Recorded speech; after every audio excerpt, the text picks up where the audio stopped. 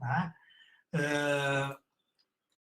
A professora Márcia de Souza Robo, espero que tenha pronunciado correto, né? Professora de didática do Departamento de Metodologia de Ensino, professora permanente do programa de pós-graduação em Educação, tá? E pertencente ao Centro de Ciências de Educação da Universidade Federal de Santa Catarina. É membro ou integrante do grupo de pesquisa em Educação, Cultura Escolar e Sociedade, da Universidade Estadual do Ceará. Isso. Integra a rede interinstitucional de pesquisa sobre a formação e as práticas docentes, da rede de estudos sobre o desenvolvimento profissional docente. Membro da Associação Nacional de Pós-Graduação em Pesquisa em Educação, ANPED, e da Associação Nacional de Formação dos Profissionais de Educação, ANFOP, e da Associação Nacional de Didática e Prática de Ensino, ENDIP. É coordenadora do GT8, Formação de Professoras e Professoras da ANPED, entre os anos de 2018 e 2019. E vice-coordenadora entre 2017 e 2018. Creio que é isso, professora Márcia. Deve ter mais algumas coisas aí que a gente caçou aqui no seu Lattes, no seu currículo. Queria muito agradecer, então, em nome da organização, né, deste seminário regional de educação, com temas impactos da pandemia nas políticas de educação em Santa Catarina. Te agradecer por estar conosco desde cedo, já escutando a deputada Luciane Carminati, agora a Anne, né? Mais tarde, depois, vai estar o deputado federal Pedro Kizai. Te agradecer por aceitar este convite, né, feito pela coordenação para participar conosco aqui neste seminário online.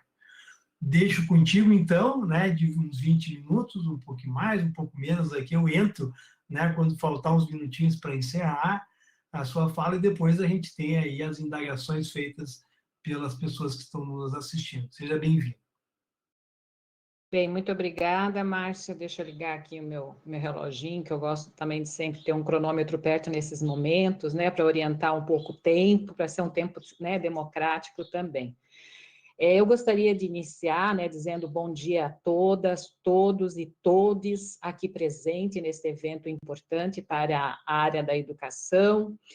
Eu inicio agradecendo esse convite para realizar esta fase no segundo Seminário Regional de Educação, os impactos da pandemia nas políticas de educação em Santa Catarina, da região meio-oeste, concernentes aos municípios das micro-regiões de Joaçaba, Concórdia, Caçador, Fraiburgo e Videira.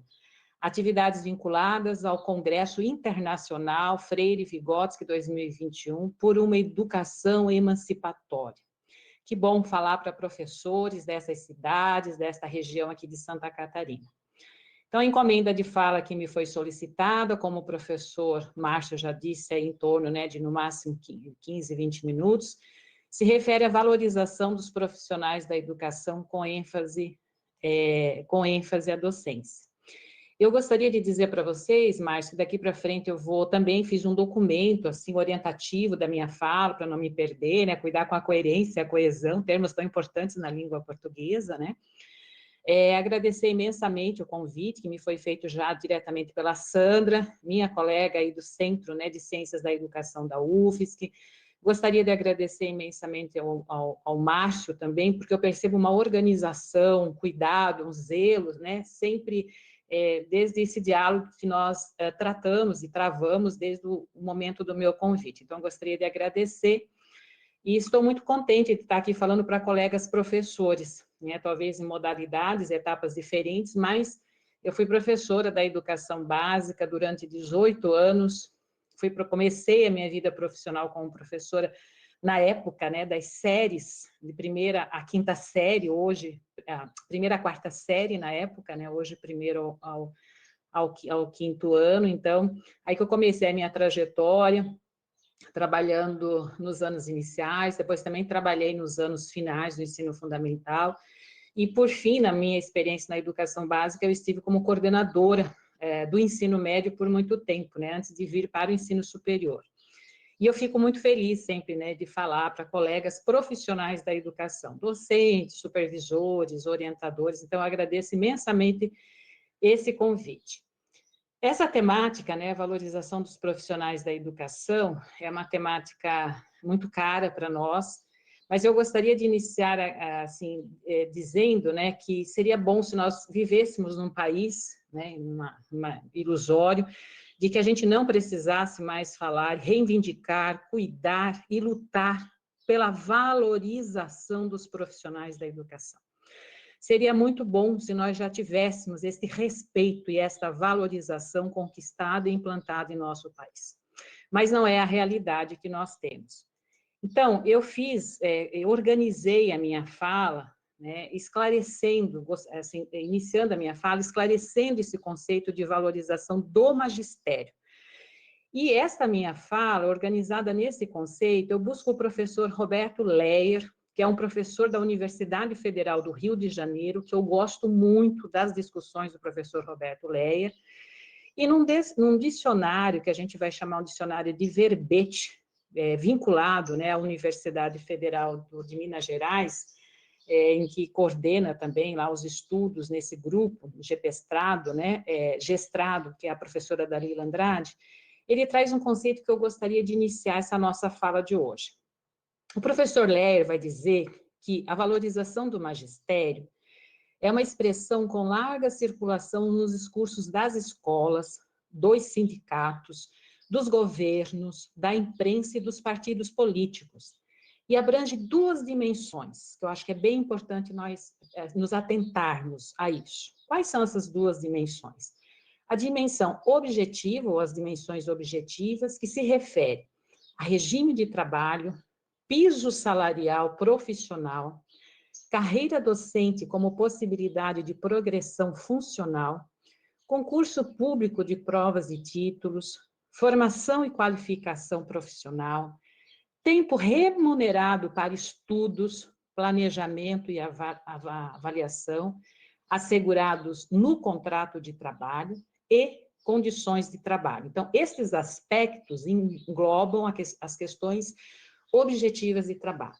E ainda o professor Leyer vai dizer que, em relação às condições subjetivas de trabalho, existe a questão do reconhecimento social, autorrealização e dignidade profissional. Então, isso constante, esse termo consta desta forma que eu comentei para vocês no dicionário de verbete da Universidade Federal de Minas Gerais.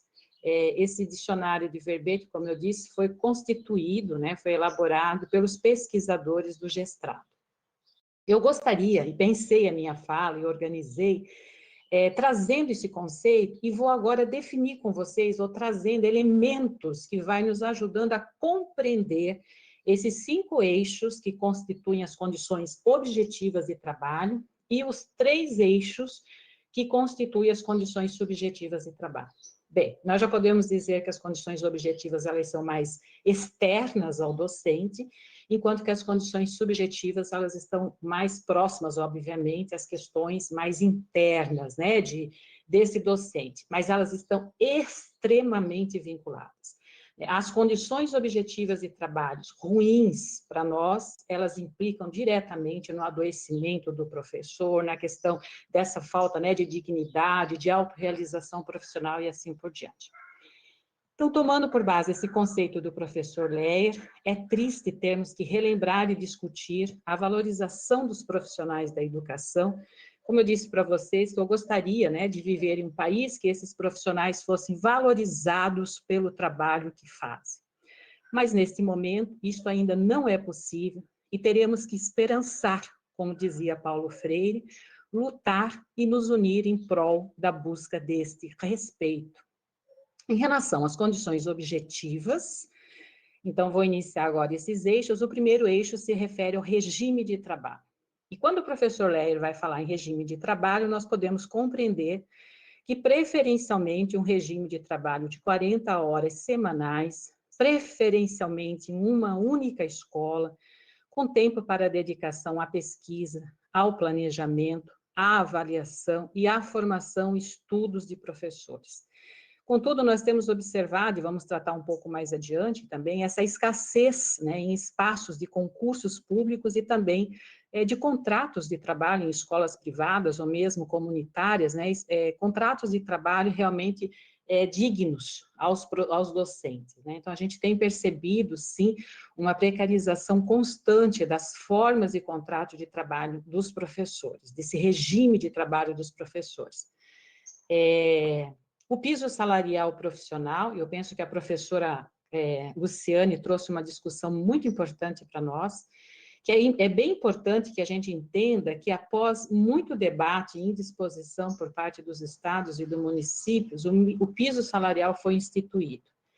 Para Leyer, ele vai dizer que a luta pela definição do piso salarial, prevista desde 1988, a professora Carmen Natti lembra isso, assim como a professora Sandra também comentou sobre essa questão para nós, somente se efetivou, né, 20 anos mais tarde, resultando em um avanço parcial, pois se a existência de uma lei é positiva, o piso estabelecido e a manutenção da elevada carga horária em sala de aula institucionaliza um grave retrocesso.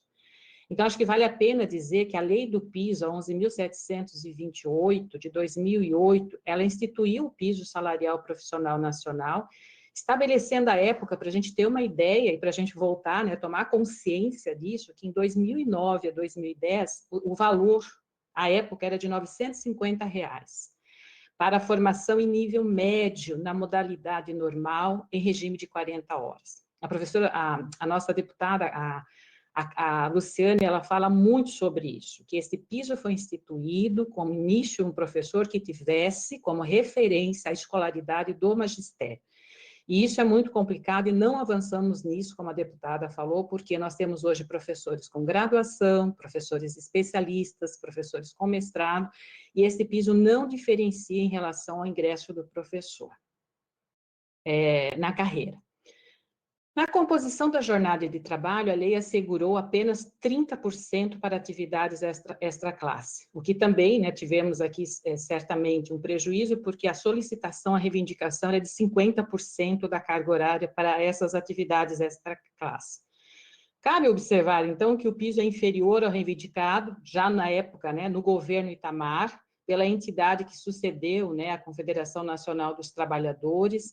Na época se solicitava, né, que o piso fosse de 5 salários mínimos, correspondendo, né, atualmente a menos de 2 salários, quando o professor Lé escreve sobre essa questão.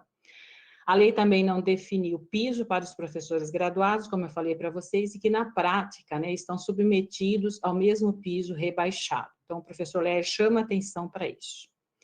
Em relação ao eixo carreira docente como possibilidade de progressão funcional, que é um dos eixos, né, que está lá na questão das condições objetivas, eu gostaria de dizer para vocês que há uma necessidade urgente, né, aos profissionais que atuam no magistério para que tenham, ou sejam, nas escolas públicas, privadas ou comunitárias, a possibilidade de ascensão salarial por tempo de trabalho e formação. Ontem mesmo, vou até contar para vocês uma situação muito inusitada, conversando com uma colega que trabalha há 11 anos como professora efetiva, né, na rede municipal de uma cidade da região de Florianópolis. Ela me contou que ela tem 11 anos, então no plano de carreira ela está na letra G, professora com graduação, 11 anos, e ela fez mestrado. Como ela fez o mestrado, quando sai no diário oficial do município, o RH dela pega essa formação e a inclui, por exemplo, nos professores com mestrado, e ela vai para a letra B, nesse plano de carreira. E vocês sabem que ela começou a ganhar R$100 a menos na folha de pagamento dela, porque ela é reenquadrada em uma outra categoria nessa questão do piso salarial. Bem, em síntese, eles alegam que eles não tinham corrigido ainda, né, esse plano de carreira, e ela assinou um documento dizendo, olha, tudo bem, eu então continuo ganhando o mesmo valor, mas eu gostaria que depois que fosse corrigida essa tabela, vocês me pagassem retroativo. Em síntese, não houve acordo e ela realmente foi enquadrada na letra B de mestrado, ganhando R$100 a menos. É claro que é uma briga judicial, isso certamente ela vai ganhar isso, mas olha o incômodo que uma professora de anos iniciais, quanto dinheiro, investimento, tempo, terá que, né, se expor em virtude desta questão. Concurso público e provas de títulos, eu posso dizer para vocês que, como professora de didática, né, das diferentes licenciaturas na UFSC, o que mais preocupa os jovens que estão nas licenciaturas hoje é essa questão. Onde vou trabalhar? Né? Qual a perspectiva? E não é somente os jovens das licenciaturas, a gente está com isso no Brasil, né? A falta de projeto e de perspectiva para os nossos jovens. Não é por um acaso nós estamos com tantos jovens, né, adoecidos também, cometendo suicídio, e outras questões que a gente, né, percebe no contexto social, em relação também a todo esse momento de muita apreensão e contexto de falta de perspectiva. Dia desses, o nosso pró-reitor de ensino deu um relato, deu assim, muito interessante para nós, né, um exemplo, ele dizendo que em 2009, a UFSC tinha uma preocupação imensa com as engenharias, porque nem bem o estudante estava se formando, acabando sua formação, as empresas já estavam vindo buscando os estudantes por um salário altíssimo, né, cooptando os estudantes para ir para as empresas. E hoje nós temos praticamente, né, 50%, se eu não estou enganada, dos nossos jovens formando sem uma perspectiva de trabalho. Então, é uma mudança de cenário que certamente influencia muito nessa perspectiva mais subjetiva dos nossos jovens. Em uma banca de mestrado que eu estive recentemente, eu gostaria de falar para vocês também, mais ou menos um mês, um dado que é muito alarmante, mas não é só lá, né? Esse dado está público, por isso que eu vou falar isso para vocês, mas na rede municipal de Taubaté, apenas 1/3 dos professores da educação infantil são efetivos, tá? São estatutários, e 2/3 desses professores, eles têm o contrato pela consolidação das leis trabalhistas CLT. E nesse dado público, então, 58 professores eram estatutários nessa rede e 150 em virtude de CLT. Situação que também não é diferente em muitas cidades e estados do país. A exemplo hoje do que a professora Luciane falou aqui em Santa Catarina, que nós temos praticamente 50% dos professores em sistema de CLT. E isso é muito complicado, gente, porque isso também é uma desmobilização, principalmente de um coletivo em relação à força sindical, né? É difícil para os nossos professores CLT, às vezes, fazer a sua sindicalização, o que não é impossível, mas esse movimento nós temos que entender de uma forma mais ampla também, que nós temos um sério prejuízo, né? Quanto menos professores que realmente estão envolvidos, efetivos, estatutários, há uma tendência, não tenho dado científico para isso, mas que eles estejam mais presentes nas questões do movimento sindical, né, da rede que ele pertence. Mas isso não quer dizer que é uma regra, porque eu também tenho um dado, né, de uma cidade aí também na região de Florianópolis, em que todos os professores dessa rede do município, é uma cidade pequena, nenhum professor é sindicalizado, né, não há sindicato e não há interesse em sindicalização. Então, isso também é um pouco preocupante para nós.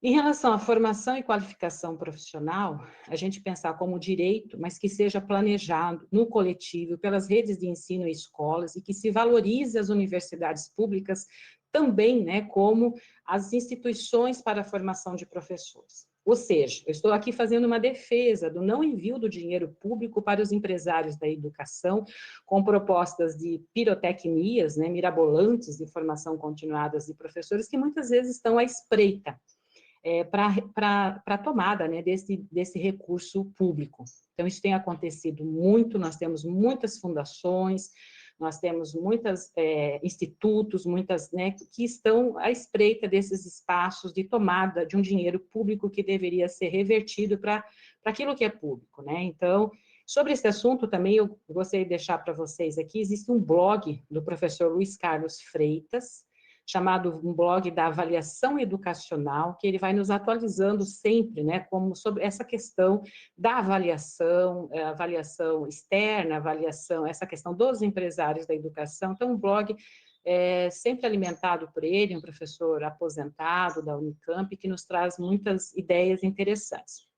Bem como, né, a companheira dele, a professora Helena Freitas, também tem um blog chamado Formação de Professores, um blog muito interessante, que vai nos atualizando sobre essas questões dos interesses que nós estamos agora, né, toda uma formatação das licenciaturas, há uma proposta, nós tivemos uma resolução que foi muito devastadora para nós, a resolução 0219, e faz uma alteração terrível, uma formatação imensa, né, no processo formativo dos professores, E estamos aí também já sabendo, né, já temos notícia de que teremos em breve uma outra resolução para os cursos de pedagogia, também com uma proposição nada dialogada, nem democrática, e quando se faz um diálogo é como se fosse um arremedo de diálogo com os pesquisadores e professores formadores.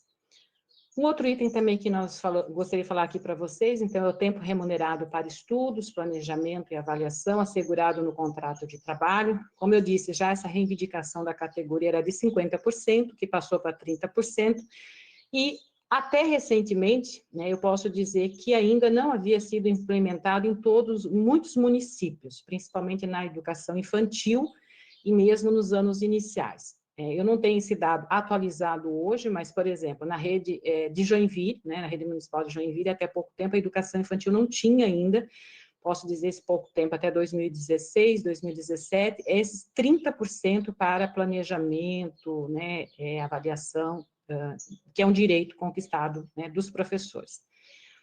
Uma outra questão também em relação à formação de professores e ao trabalho, que implica na valorização dos docentes, eu gostaria que nós nos atentássemos para uma mudança de conceito, que tem uma mudança muito perigosa acontecendo numa lógica, né? Muitos dos nossos normativos da educação, né, nos nossos documentos, nos nossos documentos orientativos, nós temos visto muito direito à aprendizagem, substituindo a ideia de direito à educação e, principalmente, direito também ao ensino.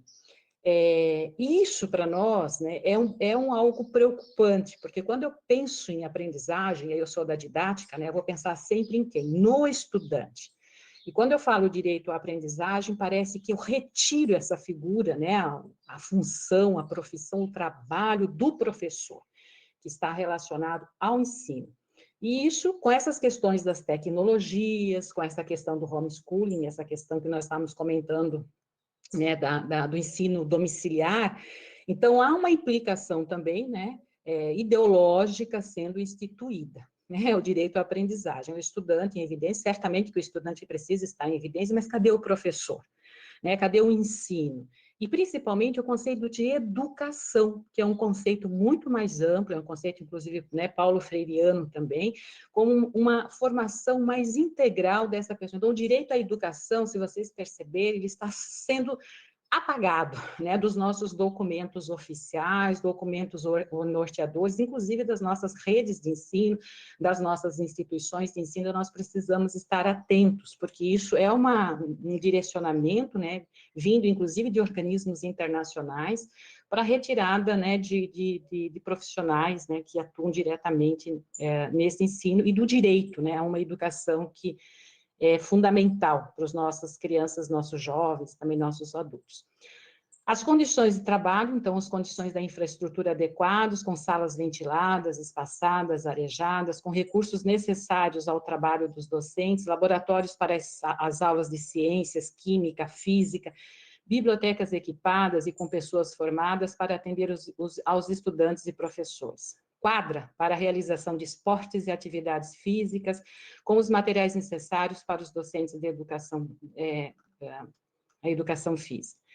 Nós podemos dizer que, para Paulo Freire, né, no livro Pedagogia da Autonomia, tem uma parte que ele vai falar assim: o quanto há de pedagogicidade nas plantas que ornam os jardins das escolas, na limpeza e cuidado com os banheiros, nas salas de aulas, laboratórios, bibliotecas.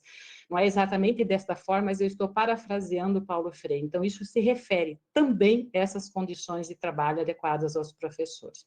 Estou vendo que o meu tempo já está sendo extrapolado.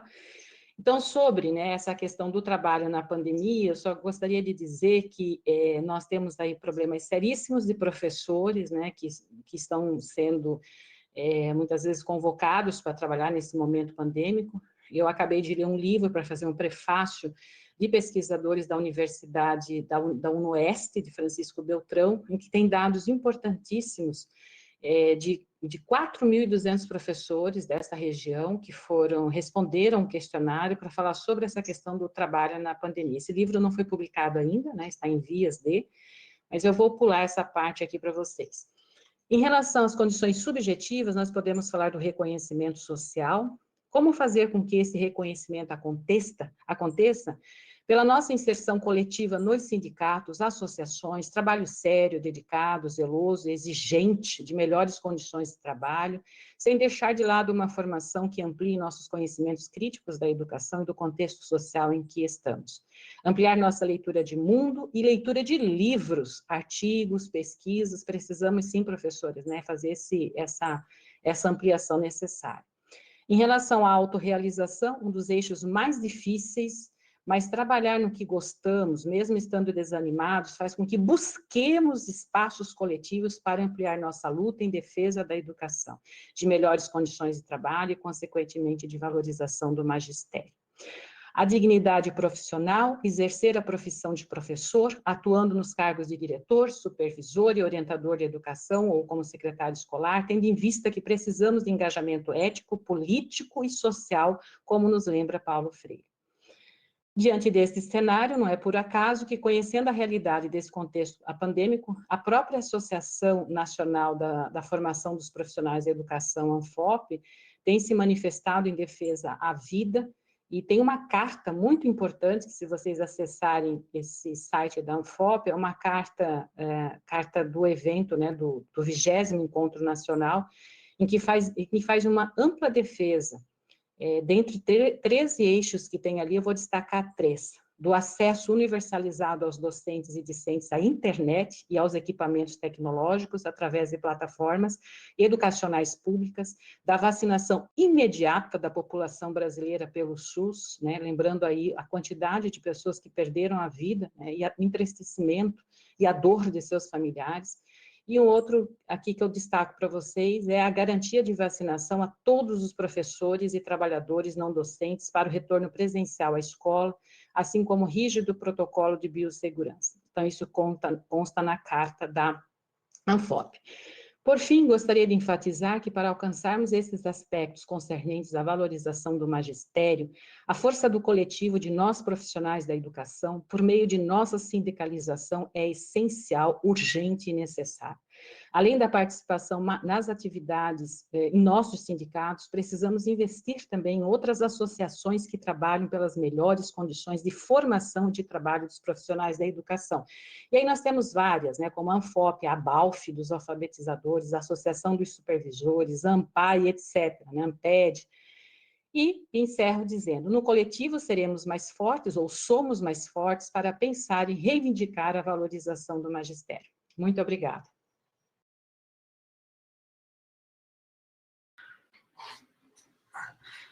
Bem, professora Márcia, como a professora estava com o relógio ao lado ali, né, eu acabei nem entrando aqui nos 5 minutos antes.